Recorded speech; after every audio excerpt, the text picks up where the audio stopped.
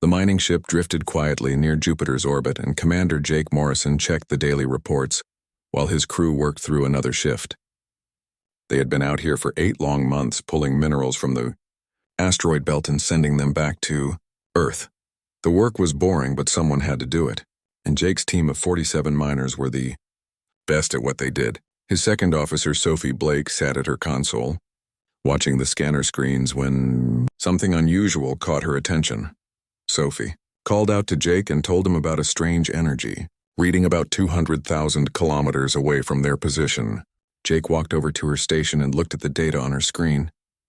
The signature didn't match anything in their database, and that was concerning, because Earth ships had been mapping this region for decades.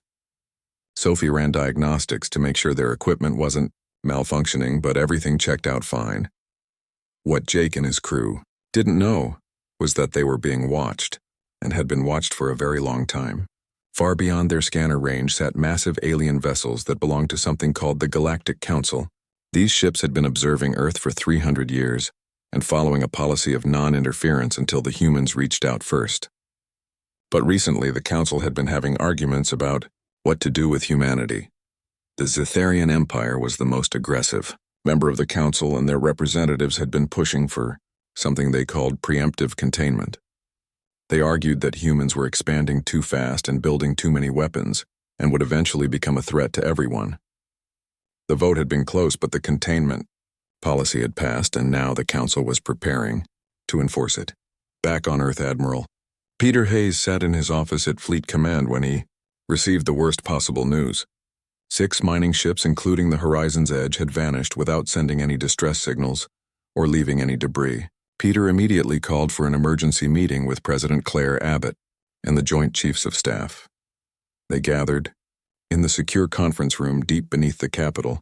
Claire looked at the data on the screens and spoke in a calm voice. Despite the fear that was spreading through the government, she said that humanity had been alone in space for so long that they had forgotten someone might be watching them. If this was first contact, then it wasn't the friendly kind that everyone had hoped for. Peter pulled up holographic displays showing the locations where the ships had disappeared. Peter recommended activating something called Protocol Sentinel, and Claire asked him to explain what that meant. Peter told her that Protocol Sentinel was humanity's secret contingency plan for dealing with alien threats. Hidden throughout the solar system were weapons platforms that officially didn't exist, and automated defense networks that could activate within hours. There was also a fleet of warships that had been built in complete secrecy over the past 50 years. Humanity had learned, from its own bloody history, that the only way to keep peace was to be strong enough that no one wanted to fight you. Claire listened to Peter's explanation, and then gave the order to activate Protocol Sentinel, but told him to do it quietly without causing panic among the civilian population. Captain Nicole Sanders commanded a stealth reconnaissance ship called the Whisper, and her orders were simple but dangerous. She had to find out what happened to the missing miners and do it without being detected. Her ship was specially designed to avoid detection and could slip through space like a ghost. Nicole and her crew of 12 moved carefully through the outer solar system beyond Neptune. The sensors on the Whisper started picking up readings that made Nicole's blood run cold. There was a massive structure hanging in space that measured at least 50 kilometers across. Around this giant station were dozens of smaller craft moving in precise military formations. Nicole ordered her crew to capture as much data as possible while staying hidden. The tactical officer gathered information about the alien vessels and their capabilities. The ships used technology that was far beyond anything Earth had ever seen, but Nicole noticed something important. The alien formation had gaps in their sensor coverage, and that meant they weren't expecting anyone to challenge them. Nicole recorded everything and then carefully backed the Whisper away from the alien fleet. She sent an encrypted message directly to Fleet Command telling them that humanity had company and the visitors had brought an army. The message reached Admiral Hayes within 3 hours, and he immediately called another emergency meeting with the President. Claire looked at the reconnaissance data and the images of the alien vessels. She asked Peter how long it would take to get their hidden fleet ready for combat. Peter told her that most of the ships were already operational and could be deployed within 48 hours. The weapons platforms were coming online and the defense networks were running system checks. Claire made a decision that would change everything.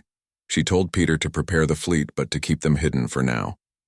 Humanity would not fire the first shot, but they would be ready if the aliens started a fight. She also ordered the recall of all civilian vessels from the outer solar system to reduce the risk to non-combatants. Messages went out across all Earth channels telling miners and colonists to return home immediately. On Mars Colony, the director, Helen Price, received the evacuation order and started moving 15,000 colonists into reinforced shelters. The people were scared and confused, but they trusted their leaders and followed the emergency protocols. Helen watched the sky through the colony's observation dome and wondered if they would see alien ships appear.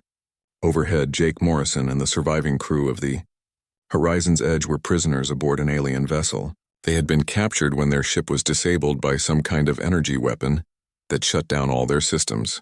The aliens had boarded their ship and taken them without violence but also without explanation. Jake sat in a holding cell with Sophie and tried to stay calm.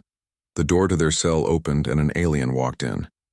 The creature stood 7 feet tall with silver blue skin and eyes that seemed too large for its face. It spoke in perfect English and told them that they were not going to be harmed, but that humanity had to stop expanding beyond their moon. Jake asked why, and the alien simply said that it was for everyone's safety, including Earth's. The message that would change everything was being prepared. High Chancellor Vorn of the Galactic Council stood before a camera and recorded a statement that would be broadcast to Earth on every frequency. His words were diplomatic but firm, and his message was clear. Humanity had 72 hours to comply with the quarantine or face the consequences. The message appeared on every screen across Earth at the same moment, and billions of people stopped what they were doing to watch. The face that filled their displays was clearly not human, with its elongated features and silver blue skin, and eyes that held something ancient and cold. High Chancellor Vorn spoke in a calm voice that somehow made his words even more threatening. He told the people of Earth that the Galactic Council had been watching them for 300 years and following laws about non-interference with emerging civilizations, but humanity's rapid military buildup and aggressive expansion had forced the Council to act. From this moment forward, humans were forbidden from traveling beyond their own moon, and any ships found in violation would be destroyed without warning. All vessels and stations beyond lunar orbit had to be recalled within 72 hours. The world erupted into chaos as governments tried to maintain order while their citizens demanded answers. Some people called for immediate surrender, while others wanted to fight back against the alien ultimatum. In the underground command centers, humanity's leaders were already moving forward with plans that had been prepared for exactly this scenario. General Kyle Murphy stood in Sentinel Station Alpha, which was hidden deep in the Kuiper Belt far beyond Pluto. The station was enormous and covered in weapons that could strike targets across millions of kilometers. Kyle watched as his crew brought all systems online and ran final checks on the railguns and missile batteries. He reported to Admiral Hayes that the station was ready for combat. Dr. Lisa Chen was Earth's leading expert on alien languages, even though she had never actually met an alien before today. She worked frantically in her office trying to compose a response to the Council's ultimatum. Lisa argued that humanity needed to buy time because there might still be a diplomatic solution that didn't involve war. She drafted several versions of a reply and sent them to President Abbott for review. Claire read through Lisa's proposals and made her decision. She ordered Lisa to send the diplomatic response, but also told Admiral Hayes to continue activating all of Protocol Sentinel's assets. Humanity would try to negotiate, but they would not be defenseless if the talks failed. The response was carefully worded to show strength without being aggressive. Earth's message went out on the same frequencies the aliens had used. Claire's voice was calm but firm as she told the Council that humanity was willing to negotiate, but would not accept ultimatums delivered as threats. She proposed a diplomatic meeting to discuss everyone's concerns, but also made it clear that any hostile action against human lives or property would be met with appropriate defensive force. High Chancellor Vorn received the human response aboard his flagship and found himself surprised by its tone. Most primitive species either surrendered immediately when confronted by superior technology or made empty threats they couldn't back up. The humans did neither and instead offered to talk while simultaneously preparing for war. His military advisor, General Kresh, was less impressed by the human response. Kresh was a Zetharian, which meant he belonged to a warrior species that valued strength above all else. He told Vorn that the humans were primitives whose technology was centuries behind the Council's, and that they should eliminate Earth's military capability now before the situation got worse. Kresh argued that mercy would be seen as weakness and that weak species didn't survive in the galaxy. But Vorn hesitated because there was something about the human response that troubled him. They should have been terrified when they saw the size of the Council fleet, but instead they seemed almost calm. That kind of confidence usually came from having a hidden advantage or being too ignorant to understand the danger they faced. Vorn suspected it was the former rather than the latter. Captain Ryan Foster commanded the battleship called Defiance, which was one of 12 massive warships that Earth had built in secret over 5 decades. The ship measured 2 kilometers long and carried enough firepower to level a small moon. Ryan stood on his bridge and listened as the alert sirens began wailing throughout the vessel. His tactical officer reported multiple alien contacts entering Mars orbit. Ryan ordered all hands to battle stations, and his crew moved with practiced efficiency. The Defiance had been training for this moment for years, and every person aboard knew their role perfectly. The ship's quantum drive began charging, and reality seemed to shimmer around the hull as the exotic technology prepared to fold. Space. The alien fleet that approached Mars consisted of 30 warships, and each one was sleek and deadly-looking. They moved in perfect formation like predators that had never encountered anything that could fight back. The ships took up positions around the red planet in a pattern clearly designed to blockade any traffic to or from the Martian colonies. Admiral Hayes watched the tactical display from Fleet Command and saw the alien ships settling into their blockade formation. He told his staff that the aliens were testing humanity to see if they would back down when confronted with overwhelming force. President Abbott's face appeared on his communication screen, and she asked him a simple question. She wanted to know if it was time to show the Council what humanity had been building. Peter told her that it was time, and Claire gave the order that changed everything. The 12 battleships of Earth's secret fleet activated their quantum drives simultaneously. Space tore open in a dozen locations throughout the inner solar system. As the massive warships appeared from their hiding places, the Defiance materialized in Mars orbit along with its sister ships Liberty and Vengeance. The alien fleet detected the human warships immediately, and their formation shifted as they tried to assess this new threat. On the bridge of the Eternal Horizon, High Chancellor Vorn stared at the tactical display in disbelief. The human ships were enormous, and their energy signatures suggested weapon systems that the Council's sensors couldn't fully identify. General Kresh looked at the same data and came to a different conclusion. He saw the human ships as a threat that needed to be eliminated before they could become stronger. Without authorization from Vorn, he sent encrypted orders to 3 Zetharian destroyers in the fleet. His instructions were simple and brutal. They were to provoke the humans into firing first, so the Council would have justification for destroying Earth's military. The 3 Zetharian ships broke formation and accelerated toward Mars with their weapons powering up. On the Defiance, alarms screamed as sensors detected the incoming hostile vessels. Ryan's tactical officer shouted that they had 4 minutes until the aliens reached Mars orbit, where 15,000 civilians were sheltering in the colonies. Ryan Foster made a decision that would start the first interstellar war in human history. He ordered all weapons batteries to lock onto the lead alien ship and told his communications officer to broadcast on every frequency that Earth was acting in self-defense. The Defiance's massive railguns swiveled to track their targets and then fired. Tungsten rods weighing several tons each left the railgun barrels at tremendous velocity. The projectiles crossed the distance to the lead Zetharian destroyer in seconds and slammed into its shields. The alien defensive screens flared bright enough to be seen from Mars' surface and then collapsed under the kinetic assault. The second volley from the Defiance punched through the destroyer's hull, and the ship exploded in a flash of light. The remaining 2 Zetharian destroyers returned fire with plasma weapons, but the human battleships were already moving. The Liberty and Vengeance added their weapons to the fight, and space became filled with streaking missiles and energy beams. The battle lasted 7 minutes, and when it ended, all 3 alien destroyers were destroyed, and not a single human ship had been seriously damaged. The Galactic Council sat in stunned silence aboard their flagship as they reviewed the battle data. These primitive humans had just destroyed 3 warships in less time than it took to make a decision. Vorn turned to Kresh and told him that he had just started a war that the Council could not win. The standoff continued for 18 tense hours after the battle, and neither side moved or powered down their weapons. 30 alien warships faced 12 human battleships across the void near Mars, and everyone knew that the next shot fired could turn into a war that would devastate the entire solar system.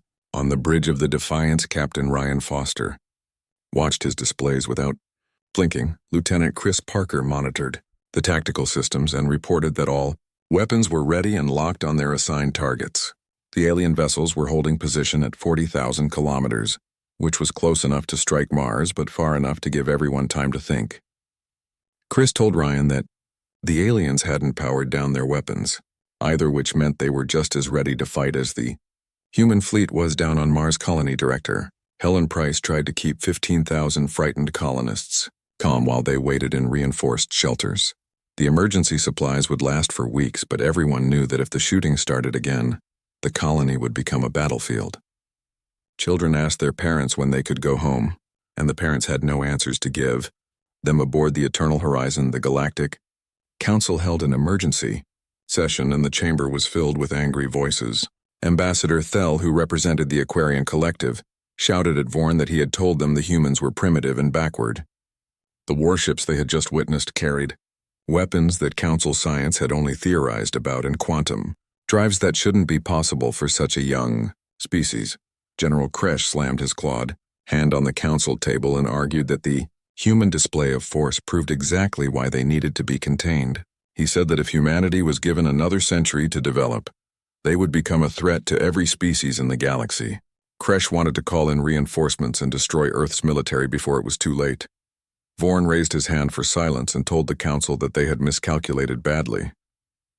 The question now was how to proceed without triggering a war that would kill billions and possibly fracture the Council itself.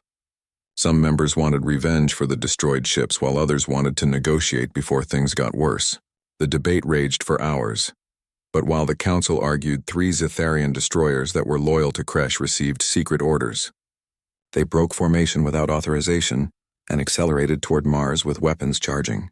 Kresh had decided to force the issue by provoking another battle that would make negotiation impossible. The 3 ships were ready to die if it meant starting a war that would eliminate the human threat. Alarms screamed across the human fleet as sensors detected the incoming hostile vessels. Chris Parker shouted that 3 alien ships were on an attack run toward Mars, and they would reach the colony in 4 minutes. Ryan Foster felt time slow down as he made the decision to fire. He ordered all batteries to target the lead ship and told his communications officer to broadcast that humanity was acting in self-defense. The Defiance spoke with the voice of thunder as its railguns fired. Tungsten penetrators crossed the distance at relativistic speeds and hammered into the lead destroyer's shields. The alien defensive screens collapsed and the second volley tore through the hull like paper. The ship died in a silent explosion that painted Mars' orbit with debris. The other 2 destroyers launched their weapons even as they tried to evade the human counterattack. One of them managed to fire a plasma torpedo toward the Martian surface, and the weapon was old technology, but still devastating. If it hit the colony, thousands of people would die, including all those children who just wanted to go home. Commander Lisa Martinez led a fighter squadron called Reaper Team, and she saw the torpedo on her sensors. She called to her pilots and told them they were going to intercept the weapon, even though it meant flying straight into its path. Her wingman, Lieutenant Paul Green, protested that it was a suicide mission, but Lisa told him they weren't planning to die today. 12 small fighters accelerated toward the massive torpedo, while their computers calculated firing solutions. Lisa gave the order, and all 12 fighters fired their missiles in a synchronized pattern. The missiles struck the torpedo's containment field, and the plasma dissipated harmlessly, just 1,000 meters above the colony. Reaper Team pulled up and flew through the expanding cloud of superheated gas. The battle ended quickly, as the Liberty and Vengeance destroyed the remaining 2 Zetharian ships. In 7 minutes, 3 more alien vessels had been reduced to wreckage, and again not a single human ship was lost. But everyone knew that this couldn't continue because eventually, the aliens would bring enough ships to overwhelm Earth's defenses through sheer numbers. President Claire Abbott addressed her cabinet from the emergency bunker beneath Geneva. She told them that the aliens had struck first twice now, and humanity had responded both times with measured force. The question was what to do next, because Earth couldn't win a long war against an enemy with thousands of ships. They needed to make the Council understand that fighting humanity would cost more than anyone wanted to pay. Admiral Hayes reported that the human fleet had bloodied the Council's nose, but that was, only 6 ships out of potentially thousands. If this escalated, Earth would need every advantage they could get, and even then victory was far from certain. The best hope was to make the war so expensive that the Council would choose peace over continued fighting. Dr. Chen spoke up from her corner of the room and offered a different perspective. She had been analyzing the Council's communications and noticed something interesting. The attacks had been launched by Zetharian ships without full Council authorization, which meant there was disagreement among the aliens. Some wanted war while others wanted peace, and that division could be exploited. Claire nodded slowly and told them to prepare a message. Humanity would offer the Council a choice between peace with dignity or a war of attrition that would cost more than they were willing to pay. Earth would fight for every meter of their territory and make it so expensive that the Council would regret ever coming here. The message needed to be firm but not aggressive because they were walking a razor's edge. The message went out on all frequencies, and Claire's voice carried the weight of her office. She told the Galactic Council that humanity had not sought this conflict, but would not back down from it. The rogue elements that attacked had threatened civilians, and Earth had responded with appropriate force. Humanity remained open to negotiation, but any further attacks would be met with escalating retaliation. The choice was theirs to make. High Chancellor Vorn received the message and found himself in an impossible position. The hardliners on the Council wanted to crush humanity for daring to fight back, while the moderates wanted to negotiate before things spiraled out of control. Kresh was demanding more ships and authorization to attack Earth directly, but other members were refusing to support further military action. Vorn made a decision that surprised everyone, including himself. He would propose a face-to-face meeting with the human leadership on neutral ground. Both sides would send 3 representatives unarmed and under a flag of truce. If they could talk, then maybe they could avoid a war that would benefit no one. He sent the proposal to Earth and waited for a response. Claire received Vorn's proposal and discussed it with her advisors. Some thought it was a trap, while others saw it as a genuine attempt at peace. Claire decided to accept because even a small chance at avoiding war was worth taking. She would go herself along with Admiral Hayes and Dr. Chen. The meeting would be held on Europa, which had a small human research station. The message accepting the meeting went back to Vorn, and both sides began preparing. The human fleet maintained their positions around Mars while the alien fleet did the same. The standoff continued, but now there was hope that words might succeed where weapons had failed. On both sides, soldiers waited and wondered if they would have to fight again. Captain Ryan Foster stood on his bridge and looked at the tactical display showing both fleets. He told his crew to stay ready, because this could still go either way. The aliens had shown they were willing to fight, and humanity had proven they could bleed. Now the leaders would meet and decide if this was the beginning of peace or just a pause before the real war began. Down on Mars, the colonists emerged from their shelters when the all-clear was given. They looked up at the sky and saw the distant lights of the warships that were protecting them. Helen Price addressed the colony and told them that their government was working to end this crisis peacefully. But she also told them to be ready to shelter again because nothing was certain yet. The meeting room was a transparent dome on Europa's frozen surface, and through its walls the giant planet Jupiter filled half the sky with its swirling storms. President Claire Abbott arrived with Admiral Peter Hayes and Dr. Lisa Chen, and they sat on one side of a simple table. High Chancellor Vorn came with Ambassador Thel and surprisingly General Kresh, and they took seats on the opposite side. Vorn spoke first, and his voice was formal, but carried a hint of regret.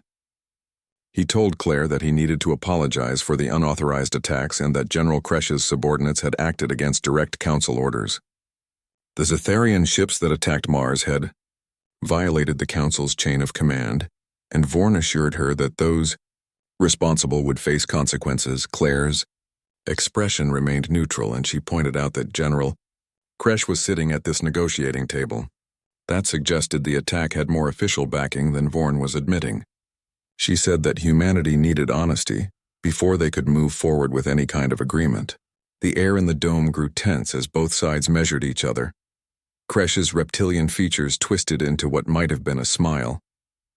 He told Claire that she was perceptive for a primitive, and admitted that there were factions within the council who believed humanity should be contained or eliminated. The attacks were meant to provoke Earth into revealing their full military capability, so the council would know what they were dealing with. He asked how that plan had worked out. Admiral Hayes responded in a dry voice that the plan seemed to have some flaws in it. 3 Zetharian destroyers were now debris fields, and humanity's true capabilities were still mostly hidden. He suggested that maybe provoking a fight with an unknown enemy wasn't the smartest strategy the council could have chosen. Kresh's eyes narrowed, but he said nothing. Ambassador Thel intervened before the situation could escalate. The graceful Aquarian told them that arguing about past mistakes wouldn't help anyone. The real question was what happens next, because now everyone knew that humanity couldn't be easily contained. The council's concern was legitimate even if their methods were wrong. Humanity was aggressive and expansionist with a history of violence spanning their entire existence. Thel asked how the council could trust that humans wouldn't become a threat to the galaxy. It was a fair question, but Claire let Dr. Chen answer it. Lisa leaned forward and told them they were asking the wrong question. The real question was why humanity wasn't already hostile toward the council, given what had happened. Lisa pulled up a holographic display showing Earth's history. She showed them wars and genocides and environmental disasters that had nearly destroyed the planet multiple times. But she also showed them how humanity had survived all of it and learned from their mistakes. Earth had unified not because humans forgot how to fight, but because they understood the cost of fighting among themselves. The display shifted to show images of human cooperation across the world. Disaster relief efforts bringing aid to struggling regions and the formation of the unified world government and the peaceful colonization of Mars. Lisa told them that humanity didn't expand because they were conquerors, but because they were explorers. They didn't build weapons because they were violent, but because they were survivors who learned that strength prevented war. Lisa said that the council wanted to know if they could trust humanity, and her answer was no. But that was true of any species because trust wasn't given freely. Trust had to be earned through actions over time. The question wasn't whether humans could be trusted, but whether the council was willing to give them a chance to prove themselves. Vorn studied the 3 humans carefully and asked what they were proposing. Claire laid out humanity's terms in clear language. First, the quarantine was completely unacceptable, and humanity would continue expanding within their own solar system, without any restrictions. Second, they wanted a formal seat on the Galactic Council, with full voting rights like any other member species. Third, they wanted access to council trade networks and technology databases. In exchange for these things, humanity would share their own technological innovations and agree to abide by council laws regarding warfare and colonization. Earth would become a full member of the galactic community, with all the rights and responsibilities that came with membership. Claire said these were non-negotiable terms because humanity would not accept being treated as children who needed supervision. General Kresh laughed, and it was a harsh barking sound. He told Claire that humanity had lost a few mining ships and destroyed 6 council vessels, and somehow that gave them the right to make demands. He said Earth was in no position to dictate terms when the council could bring 1,000 ships to this system. The humans should be grateful they were being offered any deal at all. Admiral Hayes smiled coldly and told Kresh that those 6 destroyers were eliminated in less than 15 minutes with minimal effort from the human fleet. The Council's forces were still in Earth's solar system, surrounded by hidden weapons platforms and more surprises. The real question wasn't whether humanity could make demands, but whether the Council wanted to find out how many more ships they would lose before they finally won. The room fell into silence as everyone absorbed what had just been said. Thorne recognized a calculated bluff when he heard one, but he also recognized truth behind it. Humanity couldn't win a full-scale war against the Council's combined forces, but they could make it so costly that the Council itself would fracture. Some members would demand revenge while others would insist on peace, and the result would be chaos. Vorn told them he needed to consult with the full Council before making any binding agreements. But he believed they could reach an accommodation that both sides could accept. Humanity had proven they weren't primitives to be dismissed or controlled. Perhaps it was time for the Council to recognize that and welcome them as equals, rather than trying to contain them as threats. The formal meeting concluded, but Ambassador Thel approached Dr. Chen privately afterward. The Aquarian asked permission to speak candidly, and Lisa nodded. Thel wanted to know why humanity hadn't immediately attacked when the Council first threatened them. Most species would have either surrendered or struck first when faced with superior numbers. Lisa thought about the question carefully before answering. She told Thel that humanity understood violence and warfare very well, but they also understood something equally important. They understood escalation and how quickly situations could spin out of control. Every major war in human history started because someone thought they could win quickly and easily. Earth had learned that the only real victory was avoiding the war entirely. But Lisa also told Thel that if humanity was forced to fight, they would do it with everything they had. There would be no holding back or fighting with honor if survival was at stake. Humans knew how to be ruthless when necessary, because they had been fighting each other for thousands of years before they reached the stars. That experience made them dangerous, but it also made them wise.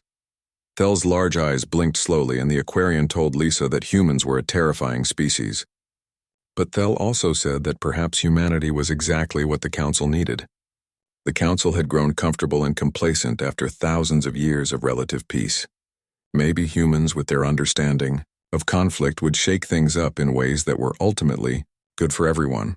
The meeting ended, with both sides agreeing to a temporary ceasefire while the full Council debated humanity's membership proposal. Claire and her delegation returned to Earth while Vorn went back to his flagship to face the arguments that were sure to come. The standoff in space continued, but the mood had shifted from hostile to cautiously hopeful. Captain Ryan Foster received word of the negotiations and told his crew they could stand down from full combat readiness. But he also made it clear that they needed to stay alert because peace wasn't guaranteed yet. The Defiance and the other human warships maintained their positions but powered down some of their weapons systems as a gesture of good faith. On Earth, people watched the news and waited to hear if the crisis would end peacefully or explode into war. Some were optimistic, while others prepared for the worst. The governments began planning for both possibilities because they had learned that hope for the best but prepare for the worst was the only sensible approach when dealing with the unknown.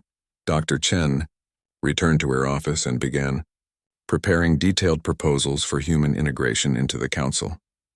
She worked with experts in law and diplomacy and military strategy to create a framework that would protect Earth's interests while showing they could be responsible members of the galactic community. The work was exhausting but necessary because everything depended on getting this right.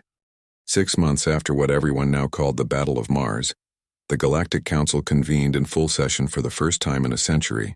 The location was significant because the meeting was held aboard Earth's orbital station above Geneva. Humanity would host first contact on their own terms and in their own territory. President Claire Abbott stood before representatives of 12 alien civilizations wearing a simple business suit rather than fancy robes. Behind Claire, a holographic image of Earth rotated slowly, showing the blue oceans and green continents and white clouds. She began her address by welcoming the Council members and acknowledging that 6 months ago they had come to the solar system with an ultimatum. Today, both sides stood together not as enemies but as potential partners. The transformation didn't happen because anyone won a war, but because both sides chose to step back from the edge of destruction. High Chancellor Vorn rose from his seat and formally announced that the Council had voted to grant humanity provisional membership. Earth would have a seat at the Council table and access to their vast knowledge base.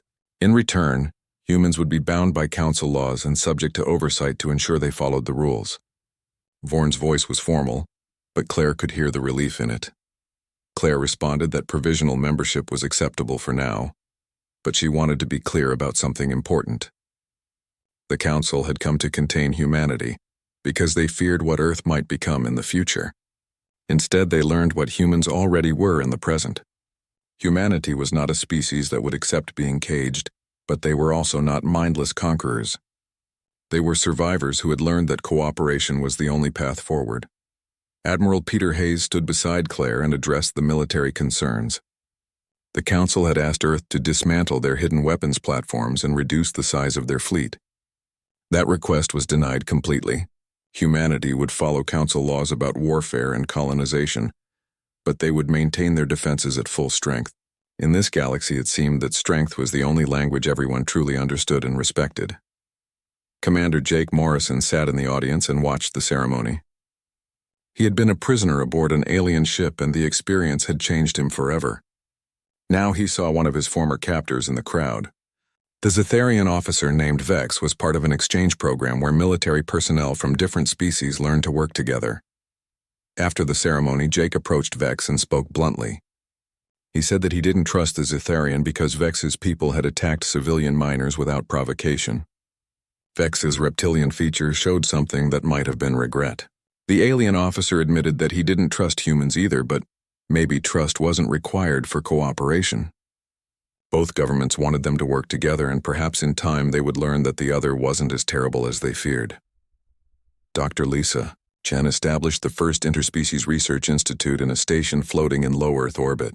Scientists from across the galaxy came to study and share knowledge. In the laboratories, human creativity began mixing with alien expertise in ways that surprised everyone. Discoveries that would have taken centuries alone were being made in months through collaboration. Lisa worked alongside a crystalline being named Shard, who came from a species that experienced time differently than humans. She told Shard that humanity had been alone for so long, they forgot the universe was full of other people. Now Earth had to learn how to be part of something bigger than themselves, and that was both exciting and terrifying. Shard's crystalline body pulsed with colors, which was how their species laughed. The alien scientist told Lisa that the Council had forgotten that new perspectives could be valuable. Humans approached problems differently than other species, and sometimes those differences led to breakthroughs. Diversity was strength when people were willing to work together rather than fight. Captain Nicole Sanders, who had been the first to discover the alien fleet, now commanded a joint patrol, consisting of both human and Council ships. Her crew was mixed with humans and Aquarians and even a Zetharian tactical officer. Their mission was to secure the outer solar system against pirates and raiders who saw humanity's emergence as an opportunity for chaos and profit. Lieutenant Eric Stone, who was Nicole's first officer, reported that all stations were ready for patrol. Nicole looked at her diverse crew and felt something she hadn't expected. She felt hopeful about the future. She gave the order to move out, and the mixed fleet departed, to show the galaxy what humans and aliens could accomplish when they worked together instead of fighting. Back on Earth, people watched the patrol ships leave and wondered what the future would bring. Some citizens were excited about the possibilities, while others remained fearful of the unknown. But humanity had taken its first real steps into the larger galactic community, and there was no turning back now. Earth was no longer alone in the universe. President Claire Abbott stood in her office looking at a star map that now showed the locations of Council worlds and trade routes. General Kyle Murphy stood beside her and asked if she thought they had made the right choice by pursuing peace instead of war. Claire smiled and told him that war was never really a choice because it was just another form of suicide for both sides. Kyle asked what would happen when the next crisis came because problems were inevitable. Claire told him they would face it the same way they faced this challenge. Together with their eyes open and their weapons ready, because that was the human way. Hope for peace but prepare for war, and trust, but verify and cooperate but never surrender independence. Across the solar system, human ships returned to their work, but now with Council escorts for protection. Mining vessels went back to the asteroid belt, and research stations reopened their doors to scientists from multiple worlds. Mars colony expanded rapidly as new domes were built to house the population boom driven by increased trade and opportunity. In hidden facilities throughout the system, new weapons were being designed and tested. Humanity had learned a critical lesson from the crisis. The price of peace was eternal vigilance and being strong enough that no one wanted to test you. Earth would never again be caught unprepared or dependent on others for their security. Captain Ryan Foster became an instructor at the newly created Earth Defense Academy. In his classroom aboard a training station, he addressed young officers who would command the next generation of warships. He told them to remember that humanity had stayed silent for centuries while learning who they were before meeting anyone else. When the Council came with threats, Earth could have surrendered or fought, and they did both and neither. A young cadet named Amy Lopez raised her hand and asked if there would be another war. Ryan considered the question seriously before answering. He told her that war was likely because the galaxy was huge and filled with competing interests.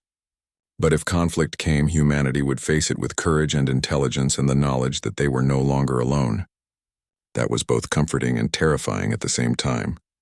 As the first year of galactic membership ended, humanity had changed in fundamental ways.